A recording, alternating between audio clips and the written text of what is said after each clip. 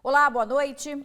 Mais de 10 mil vidas perdidas para a Covid-19 aqui no estado. A triste marca registrada hoje mostra a gravidade da doença. São inúmeras famílias que sofrem com as perdas desde o ano passado. A gente vê aqui no gráfico a quantidade de pessoas que perderam a batalha para a doença mês a mês. Em abril do ano passado, no começo da pandemia, foram 115 mortes. Já em abril deste ano, o estado registrou mais de 1.900 mortes.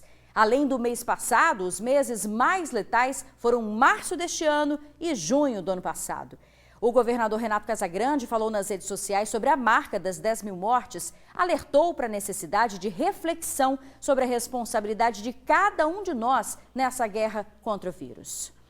Gente, de ontem para hoje, o estado confirmou a morte de 50 pessoas pela doença, 1.783 novos casos. Até o momento, temos aqui no painel Covid, são 10.013 óbitos, 451.485 pessoas que testaram positivo para a Covid. Diante deste cenário, uma preocupação a mais para as grávidas. A Anvisa recomendou a suspensão imediata da vacina da AstraZeneca após a morte de uma gestante. Por isso, aqui no Espírito Santo, as futuras mamães serão vacinadas com a dose da Pfizer. A Mariana está grávida de 6 meses e espera o segundo filho. Hoje estava agendada, iria se imunizar contra a Covid-19. Iria tomar a vacina da AstraZeneca, mas nem foi diante da orientação da Anvisa em suspender a imunização de grávidas. Logo cedo veio a notícia, de que a AstraZeneca estava suspensa para gestantes, e era justamente essa que eu iria tomar. A notícia me pegou de surpresa, mas também foi um alívio, porque eu acho que eu ia ficar muito nervosa e apreensiva se eu já tivesse tomado a vacina e depois recebido essa notícia. A personal trainer estava cheia de expectativas. Você viu, inclusive, aqui no TN, no último dia 28, que ela estava ansiosa. Mas agora a esperança que sentia se transformou em incerteza, inclusive com relação às outras vacinas. A dúvida que fica é: será que as demais vacinas também são aconselháveis para as grávidas? Porque a gente não tem muita informação sobre nenhuma delas, então fica aí o questionamento, A orientação foi acatada por pelo menos 10 estados brasileiros e esse número tende a aumentar. O Espírito Santo se colocou a favor da decisão da agência reguladora logo no início de toda essa situação e já informou: as grávidas aqui do Espírito Santo serão vacinadas com o imunizante da Pfizer. Diante da suspensão da aplicação da vacina da AstraZeneca e do incremento em maiores volumes da chegada da vacina da Pfizer, o governo do estado decide e está encaminhando no dia de hoje a organização da vacinação macro-regional das gestantes do estado que ainda não foram vacinadas com a vacina da Pfizer.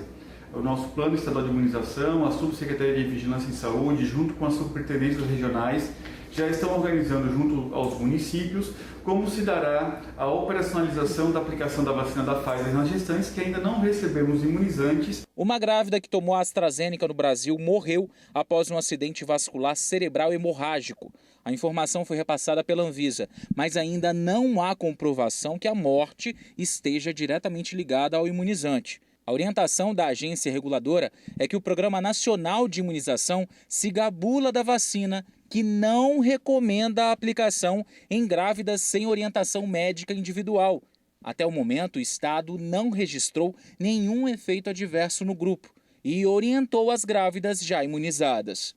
Aquelas que já receberam o imunizante devem simplesmente acompanhar os sintomas e observar a ocorrência de eventos adversos pós-vacinais e devem procurar um serviço de saúde. Diante de incertezas e medos, um especialista afirmou que é comum efeitos colaterais em grávidas que foram imunizadas e reforçou a sua recomendação a favor da vacina. Ao instilar uma vacina numa pessoa, você vai apresentar um pouco de sintomas referentes àquela doença, que são dores no corpo, dor de cabeça, febre, calafrios.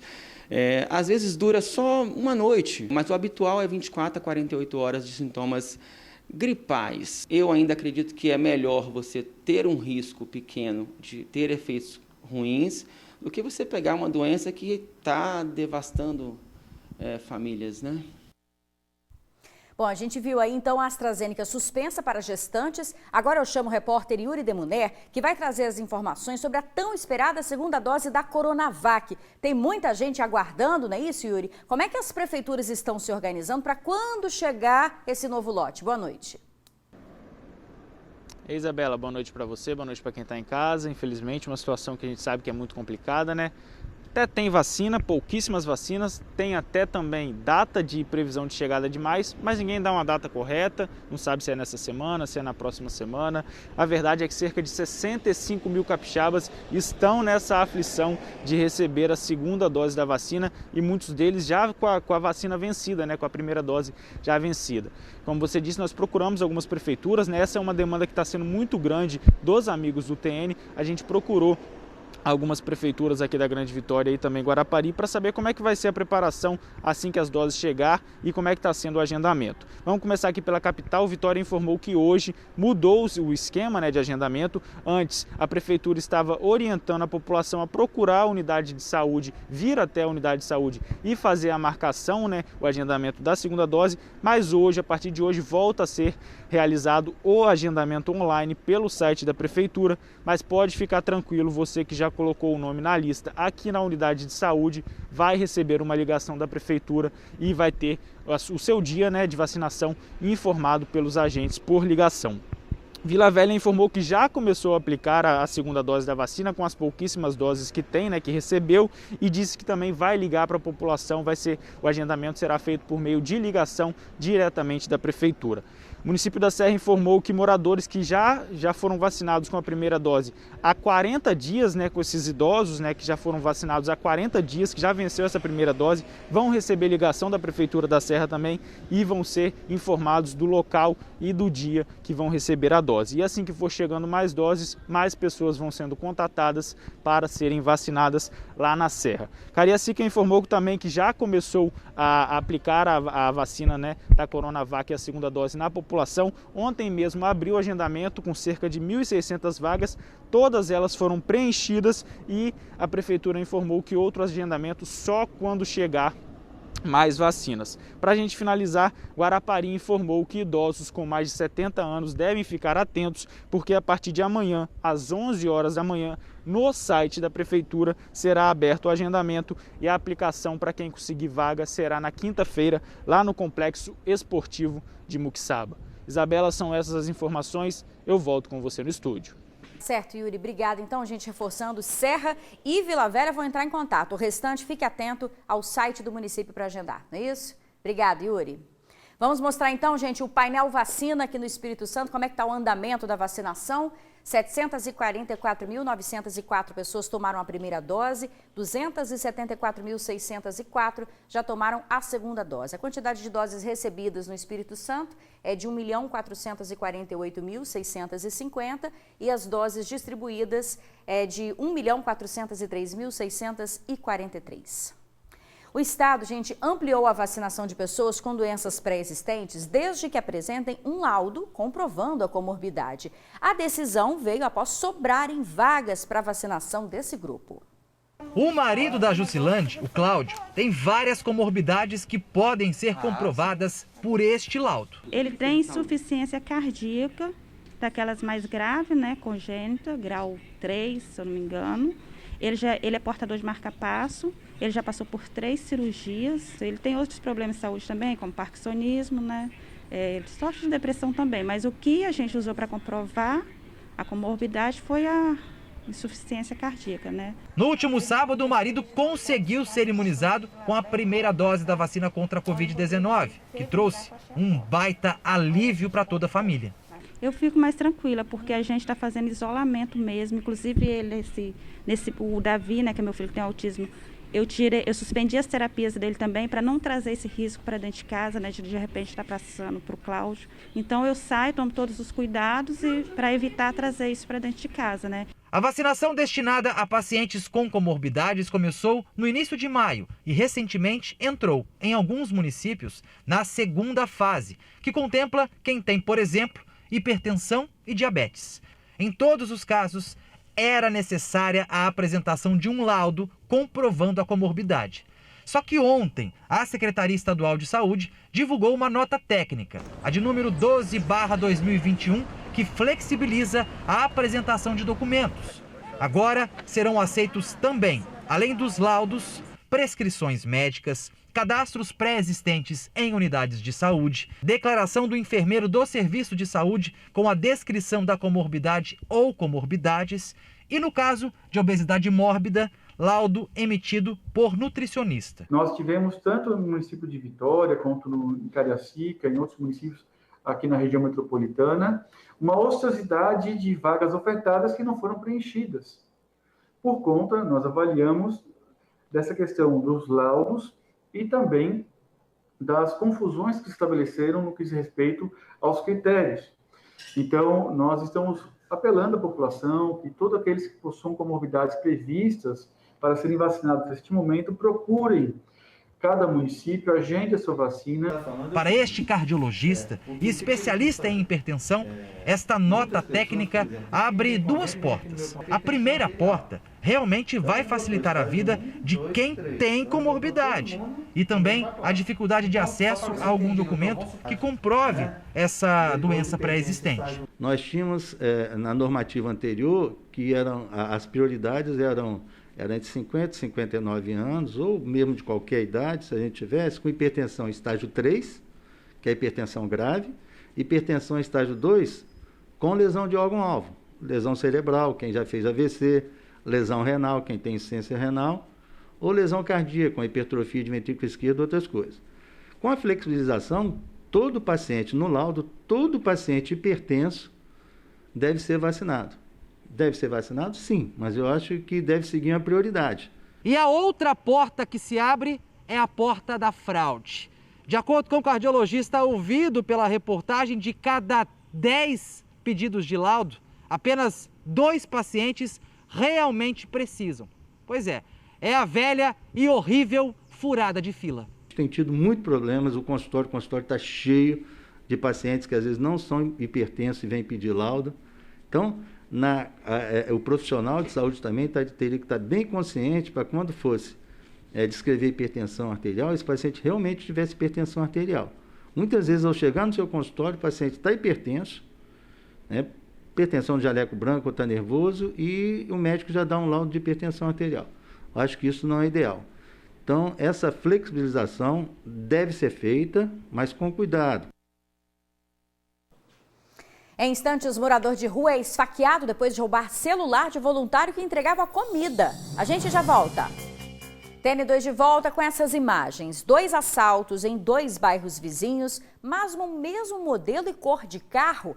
Moradores estão assustados com os criminosos que vêm assaltando em Santa Cecília e bairro de Lourdes, em Vitória. O motorista estava com um carro nessa rua, no bairro Santa Cecília. Os 2 criminosos armados abordam o condutor. Ele é retirado do veículo e se abaixa, enquanto os criminosos fogem com o carro. 2 dias depois, dessa vez no bairro de Lourdes, 2 bandidos abordam um motoboy na frente de uma casa. Um deles sobe na motocicleta, enquanto o outro foge. Pontos em comuns desses assaltos: os 2 criminosos e também um carro branco que aparece nas 2 abordagens. Em Santa Cecília, o carro passa pelos bandidos e segue. No de Lourdes, o veículo passa e em seguida é que o motoboy é assaltado. Imagens de insegurança que destoam dessas que fizemos hoje à tarde e mostram a tranquilidade nas 2 regiões, que são vizinhas. Para o presidente da Associação de Moradores do bairro de Lourdes, policiamento na região até tem, mas bem que poderia ser mais constante. A polícia ela tem passado aqui, não com muita frequência do jeito que a gente gostaria que passasse, né? Mas ele está passando sim, a polícia. 5, 6 vezes durante o dia, seria ideal, né? As pessoas iriam ficar bem mais confortáveis, né? Com a presença da polícia no bairro. Eu estou aqui no bairro de Lourdes e quando a gente sobe, chega no bairro Santa Cecília, são colados e existe uma característica em comum entre eles 2, que é a questão da tranquilidade. Pelo menos os moradores contaram pra gente que o bairro é muito tranquilo. Então, quando alguma coisa acontece, algum assalto, algum crime, aí sim, é claro, eles ficam assustados. Os bandidos, eles aproveitam a oportunidade, né, para cometer esses pequenos assaltos ou até mesmo um grande assalto, como que é o roubo de um carro. Aí alarma, as pessoas não estão acostumadas, né, com esse certo tipo de roubo ou assalto, aí ficam alarmados. Mas a gente gostaria que não acontecesse, mas infelizmente acontece. E é essa tranquilidade que deveria ser o normal em todos os bairros do Espírito Santo. Incomum é se acostumar com a violência. Não dá para tornar a criminalidade algo banal. Quanto à motocicleta roubada, horas depois ela foi encontrada. E um detalhe importante, as vítimas não podem deixar de registrar o boletim de ocorrência e acionar a polícia. Olha, a Polícia Militar diz que faz o patrulhamento preventivo, faz cercos táticos, mas conta também com a participação da população com denúncias em casos de suspeitas de crimes através do 190. Já a Polícia Civil diz que é necessário que o caso seja formalizado em uma delegacia para que então haja investigação. Um homem foi preso após esfaquear um morador de rua em Vila Velha. Jonatas Henrique Rodrigues Dutra, de 27 anos, foi detido logo após esfaquear um homem de 41 anos. O crime aconteceu na Praça Duque de Caxias, no centro de Vila Velha. O suspeito também vive nas ruas e ficou revoltado com a vítima após um roubo de celular. O aparelho, gente, pertencia a um voluntário que estava entregando comida no local, veja só. O suspeito tinha 2 mandados de prisão em aberto e, por isso, foi conduzido ao centro de triagem de Viana. A seguir, padarias se unem em gratidão a profissionais da saúde. Já já. Amanhã é comemorado o Dia do Enfermeiro, profissionais que estão na batalha, na linha de frente contra a Covid-19, né? E o dia será comemorado com um belo café da manhã. É que 6 padarias de Vila Velha se uniram, vão doar mais de 20 quilos de produtos entre bolos, pães, torradas. Essa ideia, gente, partiu do Sindipães e dos donos das padarias. É um gesto de gratidão por todo o trabalho que os enfermeiros vêm fazendo. Pães com queijo, pães para cachorro-quente, bolos. A corrente para juntar essas delícias tem o endereço certo. Este hospital particular de Vila Velha. São doações para um café da manhã especial, em homenagem ao Dia do Enfermeiro, comemorado no dia 12 de maio. Devido à pandemia, o café da manhã será realizado na área externa aqui do hospital. Vai acontecer nesta quarta-feira, às 7 horas da manhã.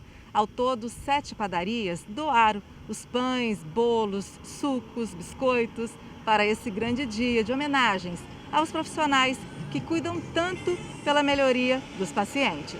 Sabemos que o momento não está fácil, está difícil para todos, mas nós precisamos ter um pouquinho de ânimo, de vontade, de querer entender que essas pessoas que estão lá, mesmo com todos os problemas que eles já têm, com as famílias deles, com os problemas deles pessoais, estão ainda comprometidos, envolvidos e ajudando aí a manter essa pandemia no controle e salvando tantas vidas. Isso é muito importante para nós. A satisfação saber que podemos agradar essas pessoas e estar acolhendo essas pessoas com o carinho de estar levando um pãozinho quentinho, um bolinho, um suco, enfim, levando algo para acarinhar cada vez mais o dia deles e tornar o dia deles cada vez mais doce e agradável. O estabelecimento de Luiz doou 170 pães para cachorro-quente.